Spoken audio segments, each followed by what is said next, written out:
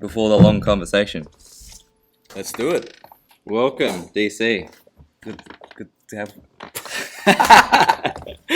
Good to be here. Hey, everyone. We'll keep that part in. Good start. Good start. It was on purpose. First sort of question or discussion.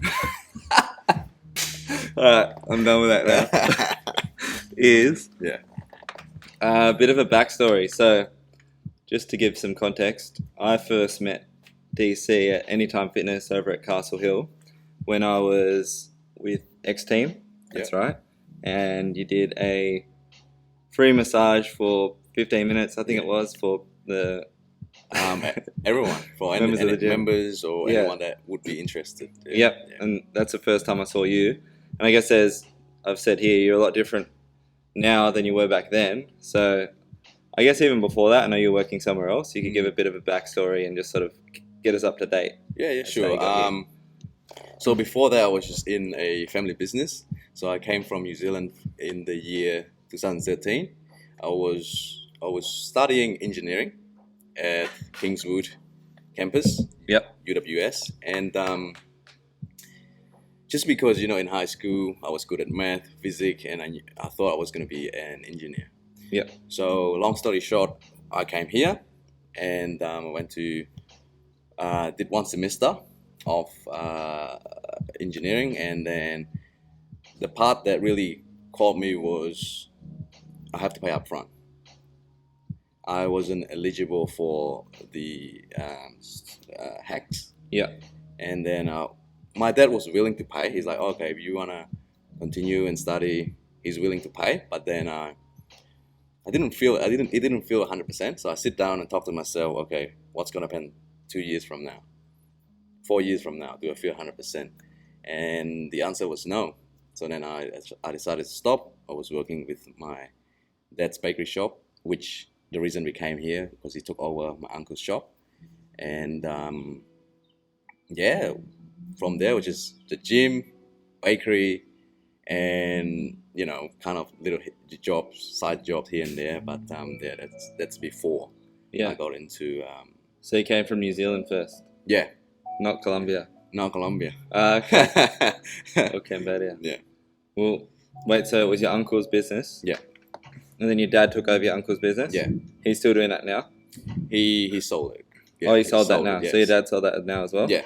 So he's just helping my sister business, other business. Oh, okay. Yeah. But you used to work there as well, right? Yeah, used to work there, and used to work 2 jobs. When you were young, and there's a running joke of me like keep getting injured all the time because I used to not prioritize my sleep. Yeah. Because I used to operate on like 3 hours sleep, 4 hours sleep. Every day? Yeah, I used to. I think the first time I saw this quote, silly, right? Sleep is the cousin to death. Yeah. And then I didn't really prioritize my sleep at all. Okay. Yeah. Let me just double check. No one's rocking up in their car? No. Oh, okay. Well, so you went from the bakery, I assume, and then you went to your odd job. You said you had an odd job. Yeah. And then is that when you also went to training as well? Like you trained? Yeah, I always. So after I got more time, right? Without uni, which is bakery, and start at 2 a.m., finish around 8 to 9, and then I have the whole day.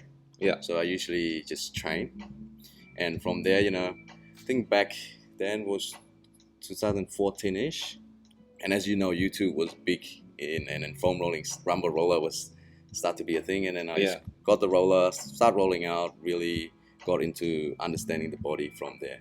Yeah. There on, Because, so if we backtrack to that conversation you had when the engineering conversation, so if your dad was willing to forward the money to sort of pay for your costs up front for education, what was the determining factor that stopped you from pursuing engineering, or what even got you into engineering in the first place?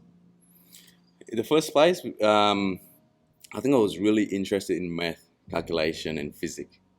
Chemistry was not my thing at all, but physics and math is I was really good at, and solving problem. Yeah, it's involved solving problem, right? Physics, and but that was what I thought it would be, right? But then as you get older, there's more to it than just math and physics, and in terms of using it as a career, even more in depth. Yeah. So does that answer your question? Yeah, so you found out that it wasn't so much about maths and physics. Yeah. It was more about what, like the laws around or Yeah, policies. chemistry, and then having to pay up front was a huge risk for me, right? Yeah. Before, if I think so, everything happened for a reason, right? So if I were to be eligible, I would have just continued on. Yeah. And who knows what happened after that? Yeah. Yeah. So then the rumble roller. So that was just something you found on YouTube. Yeah. So you're already training at this point. Yeah, a lot of training. Like how long have you trained for? So I used to do just pump here and there. Wasn't nothing crazy. I got into deadlift and squat probably 2014. So from there, just training, and then I took a break around. What age were you? Would have been 2014. It would have been 21. Yeah. Yeah. So that's when you took a break. I took a break 2017. Okay. Yeah. For how long? 17 until I started the job, probably 2 years. Okay. Well, I was still training, but I wasn't pushing it. And credit to Brad. Ooh, He took me. He got me back to training. Oh yeah, back in the zone. Yeah, in the zone. Yeah. So now this sort of recalls some information. When you started treating out of any time, is that when you initially signed up to like Black Flag when you were going to a powerlifting gym at that point, or was that even after that? I think the first time, because in the area when I first started, I didn't know anyone. Yeah.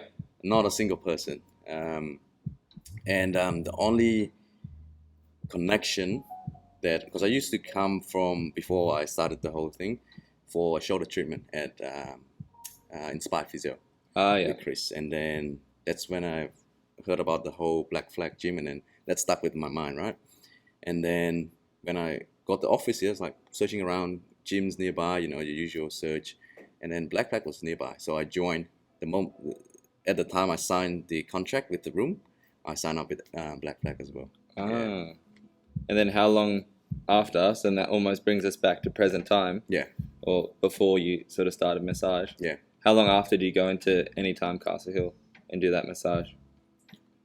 Ooh, time frame wise would be 5 months, I think. So you did it, and then 5 months later you went into Anytime? Yeah, because I think the initial phase wasn't clear. I was still searching for jobs. Yeah. And then there was this moment where I was landed a job in the city, and it was a really good job, really, really good job.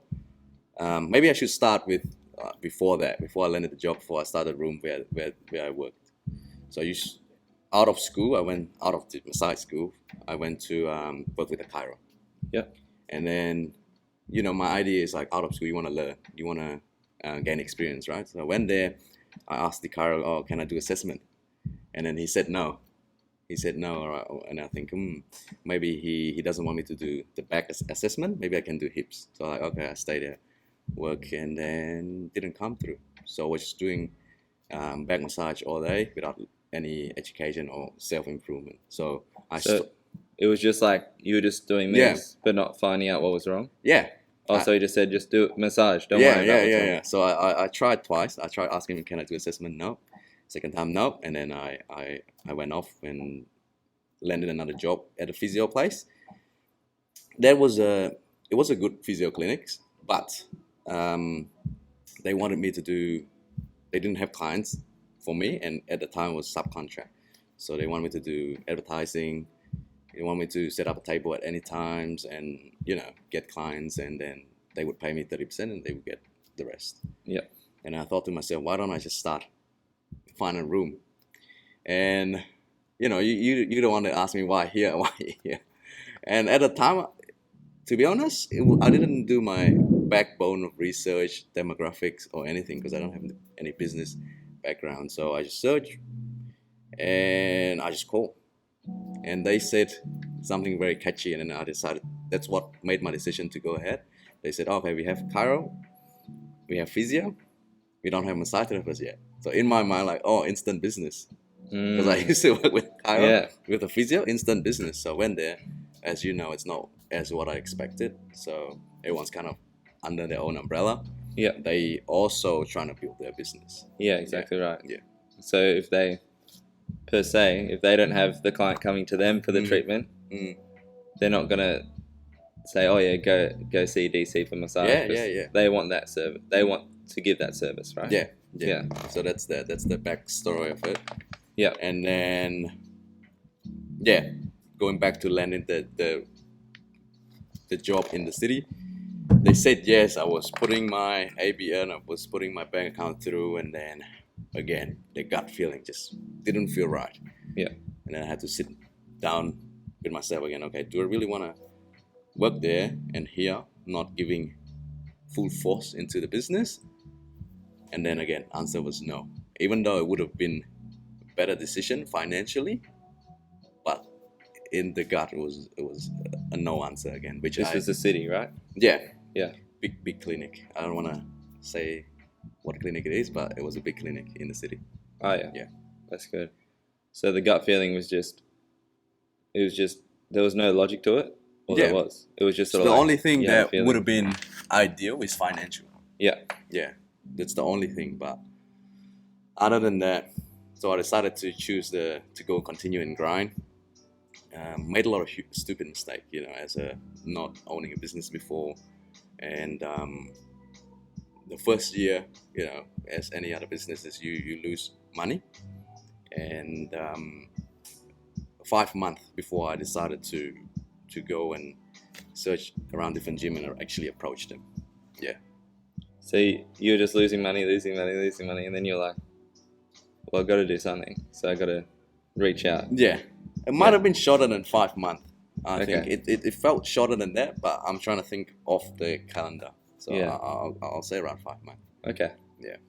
And so I guess that's a bit of a backstory until now. Well, that's still almost till when we met.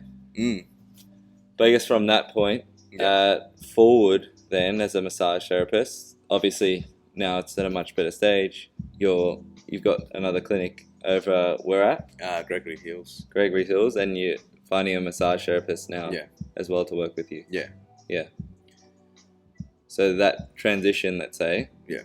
What do you feel as if, like, did the value improve? Was your approach better with how you sort of talk to people on the phone? Was it value based? Was it action based? Was it the above? In terms of me personally, or me as a therapist? As a therapist, like how was your ability to improve the value you gave to people? Yeah. How did that improve? I think learning from each session, one session at a time, learning what works, what doesn't work, and feedback. So feedback, I don't have a process where I give clients feedback form, but then I would say questions, like, are you asking them the right question beforehand, and then work backward and see what they want to achieve out in that session, and then learning a lot from my clients. I would say each session at a time. That's it. That's including people skill. That's including treatment, hands-on skill, and also speaking. Which as you know, early on, my English still not great, but early on was worse. I remember this is funny. You're gonna find this funny. I remember when you say B2B with Jose, and I don't even know, is that how you spell Jose? I was like, Josh, definitely this is Josh. This is not Jose. Sorry, Jose. B2B, I didn't know what B2B. I had to Google search B2B, and then you gave me his number, B2B, right? And then I have nothing to do, right? So okay, I'll give this guy a call. I kid you not, Jose went like this, huh? and don't ask me what I've said, because I have no clue as well what I've said that day. Yeah. What you said on the phone? Yeah, I have no clue. I just give him a call. I can't remember what I said. But you just remember his response of like, what? Yeah. What? Yeah. Wait, and say it again? Yeah. And I remember, I'm pretty sure he called me a few times, called him Josh. You called him Josh? Yeah. Hey, Josh. Yeah, no, probably the first or second time. I can't remember. You ask him, he will tell you. Okay. Yeah. Wow. So that's, in terms of speaking, came a long way, I would say. Well, I guess a lot of people, not even just in massage, overall, it could be PTs, any sort of service business where you got to talk to people while you're giving them the service. That could be a barrier that they have to overcome, right? Yeah.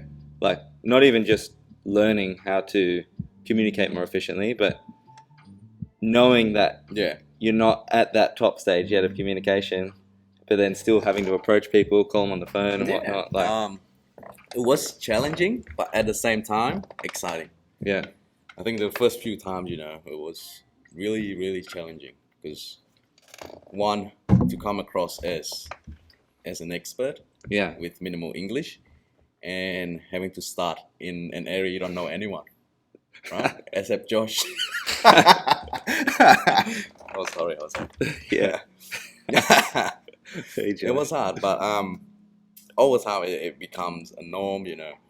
There were times that I had so much time that somehow I felt so bad that I have to just find a gym to go to approach them in terms of like, oh, this is what I do. And I like going there, I knew they would say no, but saying no, I felt like, oh, I'm so productive today. Yeah. So you're like, oh, I got all these no's. Yeah. Them saying no, you felt like, oh, that was a productive day. Yeah, productive day. So I would somehow I feel like, I haven't done anything today. Let me just go to this gym for them to tell me no. Yeah. There was a phase. And then you're like, oh, that's good. Yeah, there was a phase of the journey that I went through. It was like that, yeah. Okay. And then now, very different now, which is good. And I guess the next point that I wanted to really bring up is how we can bring value to the people watching this. And I think finding a why in mobility. So I almost, when asking this question, thinking, so even myself, like I really value mobility. Yeah. And I always do it, and especially when sort of an injury or a niggle comes up, that's when I really start to sort of amplify how much time I dedicate to mobility. Yeah. But why does it improve quality of life, and why should people invest in mobility or movement improvement in their lives, whether it be time or finances from booking an appointment? Like, why is it actually important? Is it that much important? Yeah. Like, does it make someone lift better? Does it make someone feel better? And just making people aware of what mobility does. Yeah. So mobility, again, it's a big topic. It's a big topic, and different sport require different mobility. When I first started, I used to not. I think it's better for me to share my side of the story where before I started the journey as a practitioner, I used to not get a lot of treatment. I would go to physio. Really trying to get their point of the exercises, get the exercise, and just go home and trying to do it, right? I think the best way to explain it is, even though I did that, I got better. And there was 4 incidents that I remember I went there once and I felt better. And the question is, how do we justify going there 10th time and 1 time getting better? I think the missing piece is education that you get from the practitioner. Yeah. So then it's how you sit during the day, how much water you drink, and then so don't you don't re-injure yourself, right? And then that is more so the differences between going there as a maintenance or once or twice. Yeah. In terms of mobility, when I first started, I told myself not to be voodoo. Like voodoo meaning, you know how I really focused on the way I treated early on was very biomechanic, muscle, and then as the time goes on. So when I say voodoo, it's like touch and breathe. Yeah.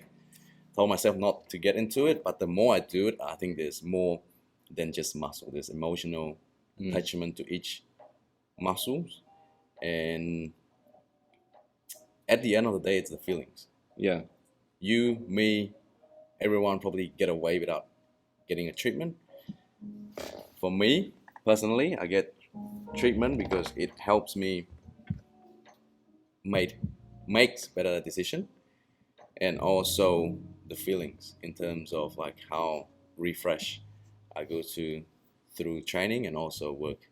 So by make better decisions, is that like, say, in training for yourself, if you've been a physio, massage therapist, chiro, and they say, all right, really be careful of this because this is happening, and then when you're in your training, that's then something that's running through your mind to be careful of or to make sure you activate. Is that right? Yeah, that's Is that what you mean including by that and outside of the gym as well. Okay. Yeah. Decision to go for the lift or not, or not feeling good today, I'll back off the set, or I think it's more of an experience. Yeah.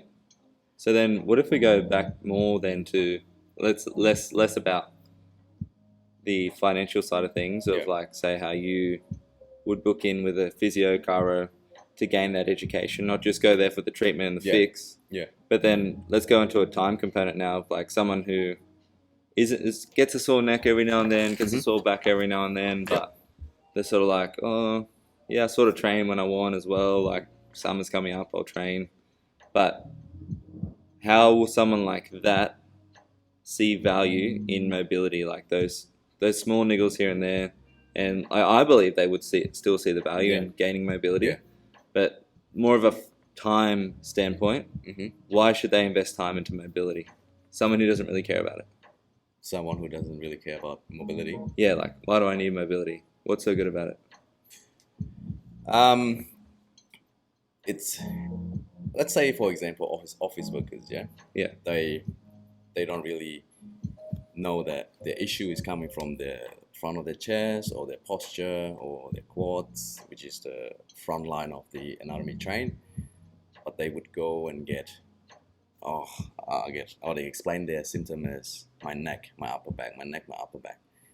And I would always say is, if they can get treatment every single day, but if they don't work on getting that posture back by, like, let's say the common exercise that I used to give them, or office workers, would be Facebook. So if they don't do that, there's no way they're gonna fix their sensation up here, and also headaches, and which then could turn into pain. And for me, pain would lower your quality of life. Okay, so it doesn't necessarily need to be a massive injury. It could be something like someone's way they sit down. So you would have it more than me, but you have people that come in and they either just want to get fixed, like just fix me, and they feel as if once they get fixed, they won't get to that point again. Or what you're saying is, to not get into that position anymore, you have to do more than just get treatment. Is that what you mean? More than just come into the session. That's one scenario. Yep. But then we also have because I injured myself, right? And for me, I think it's so important. As a human, we are a very irrational creature, and I think it's so important to have someone there to lay out a plan. So I'm not being specific what practitioner it is. Doesn't matter who you see. It's so important to have someone there to tell you, okay, this is what you should do in the first week, second week, third week, because then you just have something to look forward to. Where most people, when they get injured, they're like, oh, this is the end of the world. And I think that's another important part of seeing someone, or practitioner, or a professional. Yeah. So it's laying out that game plan. Yeah. Reducing the stress around it. Yeah. And giving direction to help solve that issue. Yeah, I think that's huge because let's say, I think first part of our mission is restore range of motion. I always think that anyone can watch a video, anyone can pick up a textbook and just restore range of motion. And the second part, is create changes. That's just what I just said. Someone that, let's say a tradie, this is a real story for one of my clients. He has this hip issue for a while.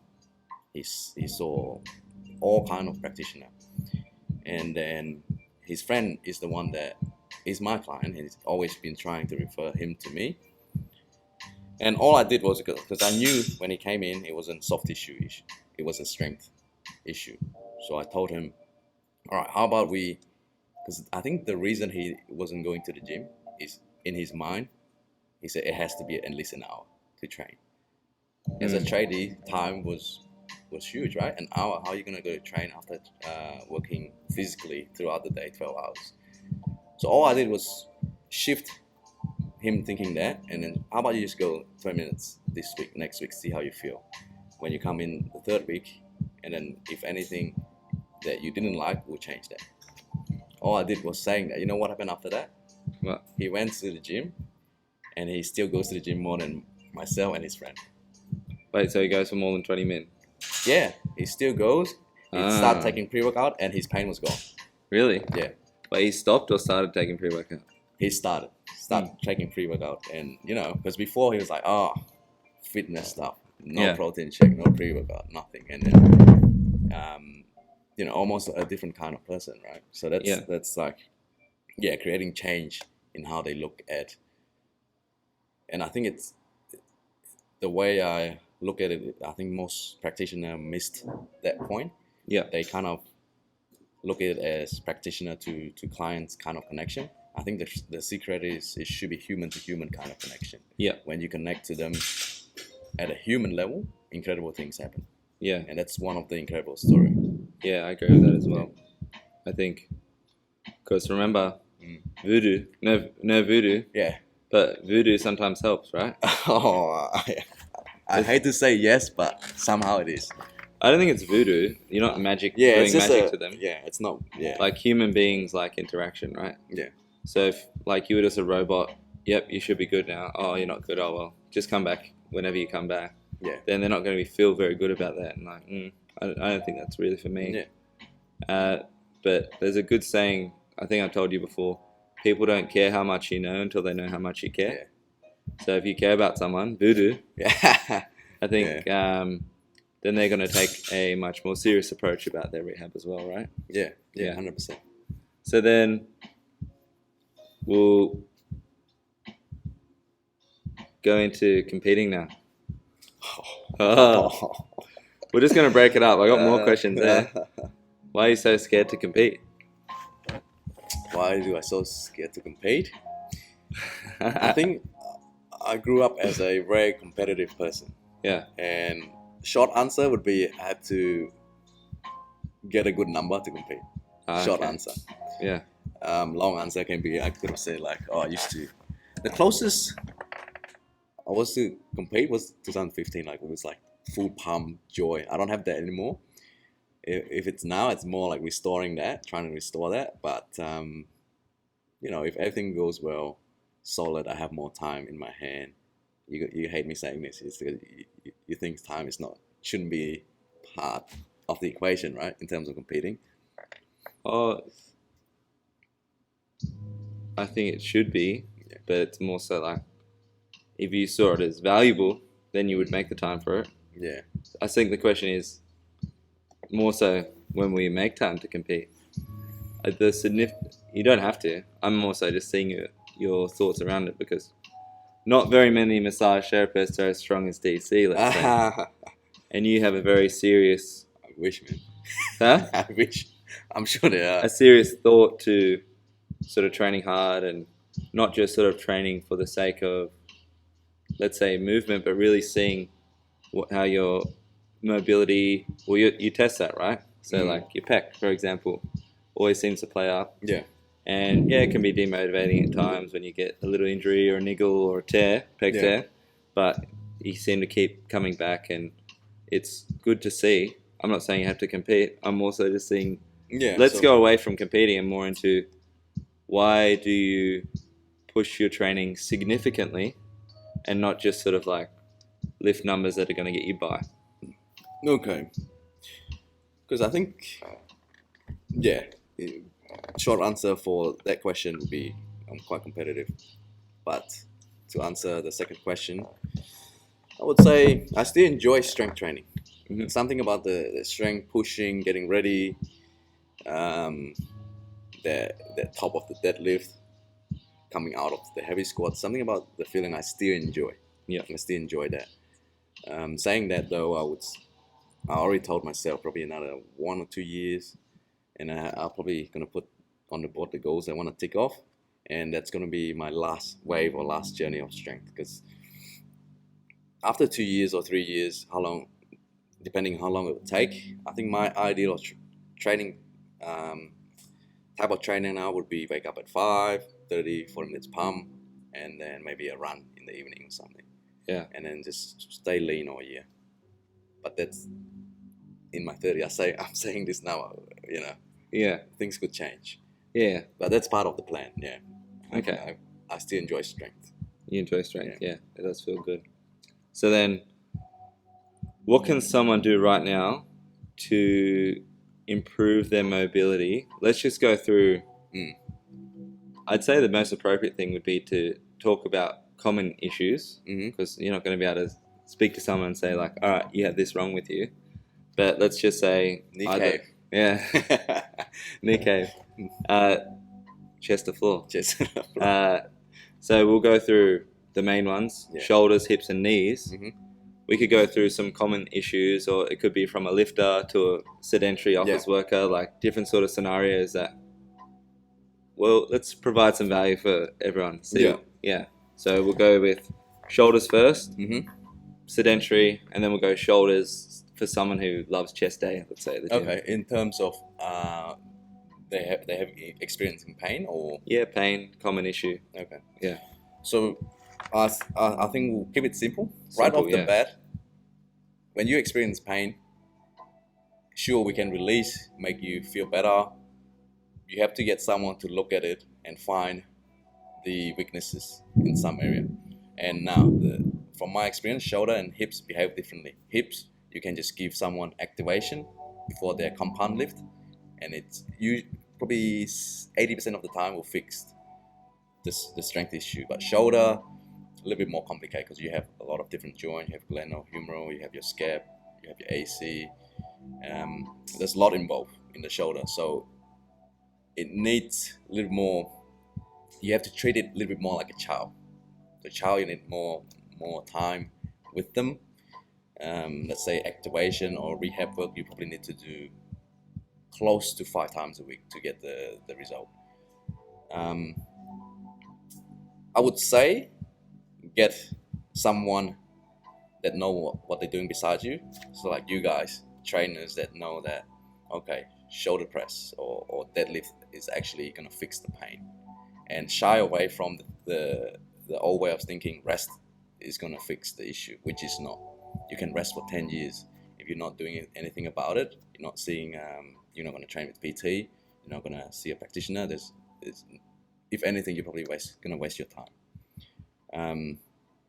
If you can afford it, go and get a PT that know what they're doing and get them to work with you through layout a plan. And that would be the best scenario. That's for shoulder, hips, and for me, I think keep everything simple. Core, and make it part of your lifestyle. So then you don't, you've probably seen it more than myself in terms of like people come in with the shoulder, hips, and then you get them to do strength. Voila. Oh, definitely. Yeah. A lot. Yeah. Like they're talking about not being able to do certain exercises, or it's been like this for 10 years, but they also haven't been training for 10 years. So as soon as they start training, strengthening things, then all of a sudden they're like, oh, interesting. Yeah, it doesn't hurt anymore. And that's it. Yeah. They don't even think about it. Does that answer your question? Yes. But one thing it didn't do, specifically, let's go through knee tendonitis, rounded shoulders, and it's causing like impingement. And hip, let's say someone's squatting below parallel, and when they reach below parallel, they start to feel impingement through the hip. What's tight? What should they release, basically, generally? I think generally the first main question would be what do they do more throughout their days? What sort of physical activity do they do? Do they sit down a lot? Do they run a lot? Do they walk a lot? And then from there you be able to lay out, because without that question you wouldn't know. You only see them in the gym for an hour, or they explain that they're squatting, but then outside of the gym they be, let's say for painter, they would be lifting their shoulder all day. Plumber, neck issue, because they're looking up, screwing all day. So things like that, very important question to first ask. In terms of hips issue, if it's acute, most of the time, probably 80% of the time, I would say this everyone's like this or have this issue is it will be overworked TFL and underworked glute medius. It's the probably 80% from my experience, 80%. So rolling out your TFL and like we said, warming up with intent. People do crab walk, but then they're not hitting their glute med, and they keep saying, "Oh, my hips still tight at the bottom of the squat." But yeah, warming up with intent, trying to make more connection as you do your rehab activation, feel the muscle, and keep it fun. Yeah, keep it fun. Keep it fun, so that they will keep doing it. Is that why? Yeah, very important. That's why you see in the way I most massage therapists actually give a lot of rolling out, a lot of ball. Every time I give a single rollout or release, I really have to pick and choose what type of clients it is. Let's say I give to someone that really hates activation. If I give them to roll something, forget about activation. They're not going to think about it. They're going to roll it, and they're going to roll it, and they might roll the other muscle as well. Because that's temporarily, it feels good. So I really try not to give out a lot of rolling out. Yeah. Okay. And then, yeah, that does answer the questions. Yeah. One, it depends on their day-to-day thing. Yeah. Like they're in the gym for maybe an hour, 2 hours. Yeah. But what are they doing throughout the day for 8+ hours, right? Very important. And because that's probably going to be the thing that causes more issues than what's happening in the gym, right? Someone will come into the gym, they do their deadlift, and like, oh yeah, deadlift's hurt my back. Yeah. But it's like, wait a second, you're sitting down for 8 hours. Yeah. And hip flexors are tightening up. Yeah. You're not working your core or whatever it is. Then when you came into the gym, that predisposed sort of injury was waiting to happen, and then when you deadlifted, you didn't have the strength or you were too tight, and then you hurt it. Yeah. Yeah. And biggest bit of advice for someone wanting to stop pains and aches. So you talked already about making it fun. But I think we're sort of underplaying the fact that a lot of people have pains, and like I get mobility, I get treatment from you, I get treatment from Cairo, I do my rolling out, I do my activations, I still have pains. Yeah. I'm sure there's people, I'm sure this is where you would see more. Someone who's doing nothing, meaning, you know how we said you could rest for 10 years and then like you're still going to feel that pain. Someone that's doing nothing is probably going to get pain as well, right? Yeah. So what's the best advice for either someone in the gym or someone that's doing nothing, not training or nothing on them, but maybe they should start training, to stop aches and pains? I think first of all, they need to look at the pain the right way. So pain is just the body protecting an area, right? So yeah, first of all, they gotta know that, okay, there's pain there, and that is the body protecting that you or whoever's experienced the pain from further damaging the area. So that's the first, understand that, and then 2, what it means. So let's say you have shoulder pain. That doesn't mean it's going to stop you from doing your leg presses. That doesn't mean it's going to stop you from walking. It's quite common. I'll be honest. I've seen people, so not from the gym, my other clients, that they experience different pain, but then they decided to stop the gym together. Just stop? Yeah. So like shoulder pain, then they don't want to do leg press. No leg press? Yeah. So I think to find out with your coach, if you have one, what you can and can't do with the pain. And then the second or third is what that pain means to you. Does that stop you from doing the things that you love doing? Then you really need to see someone, a professional that will take care of that. So first understanding that pain, and then I think work with what you can and can't do in the time, because most of the pain is temporary. Yes. Yeah. I guess when you're in the moment, you're sort of thinking, this is never going to end. Yeah, I've been there too. That's why going back to what I've said earlier, it's important to have someone that lay out a plan for you, and then all of a sudden you're like a little kid. Like, oh, wow. I can do it. I'm with mom, you know? Yeah. Yeah, exactly. Yeah, it's actually the same feeling as that. Like, you're at school, like, oh, where's my class? And then all of a sudden you see mom walking by. It's like almost the same feeling, I would say. Okay. Yeah. So one thing that popped in my head Mm-hmm. when you talked about pain was the Pain Master. Oh. So especially at the start, I guess, those were some painful massages. Come out feeling like, oh, I have another funny story. yeah, Yeah. the pain's gone now. Like Yeah. I can survive, and you sort of walk out like feeling lightheaded. Has your approach changed at all since when you A first lot. started? It's Oh, it actually has. changed quite a bit. Like Yeah. I said, I work with the muscle with the individuals a little bit more. So some people can take more. Like there are ways to cheat it. Like I said, like you curl, you do hamstring curl. There's no way you're gonna tense your quad. Yeah. But then I wouldn't do it like the first or second session. Will be it takes a lot out of you as well, in terms out of the clients. The client. Yeah. Like mentally. So I shy away from that, and then going back to the pain master. I remember Brad. You ask him now, he probably admitted he hates the first session. He almost didn't come back. Really? Yeah. Why? I knew. Ask him, he will tell you, because it was painful. Yeah. And he such a wolf. Yeah. So if you ask him, he gonna say it. So because I know when when you follow up, you can kind of just hear it from them. Wait. So what did he say? What did Brad say? Oh, he didn't say it to me. He said it to you, and What? you say it to me like, oh, it's painful, really painful. Yeah, but then I think a week after his symptoms that he came in initially with was gone. So then he decided to man up and continue till today. Yeah, it was very painful. I changed a lot, and in terms of result, it's better. yeah. Yeah. So that's interesting. I guess there's going to be a few people out there who think pain is better, and I've now heard it from a few people that pain isn't always better. Yeah. Why is that? Okay, so it's everyone getting treatment is different. Mm-hmm. Put the biomechanic, put the muscle, put the musculoskeletal aside.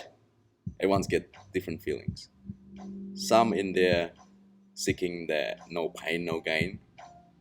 So then somehow it give them a different relief. And some with a painful massage is actually gonna make them feel worse. Yeah. It's gonna make them feel drained. They can't think throughout the day, and the goal of the massage is to make them feel better. And I find from my experience actually quite draining to go through an hour of excruciating pain. And yeah, it's different. Everyone's seeking different things. If like for me, I get 2 treatment every month, and from 2 different type of therapists. One like he goes quite aggressive, and then I go to see the girl that go a bit lighter, and I get different response. Yeah. With the lighter one, it helps me with my stress, helps with my anxiety, it helps me with my decision making, and then with the other one, it's kind of I feel like I'm ready to train hard again. So it's really hard to answer that question because everyone's different.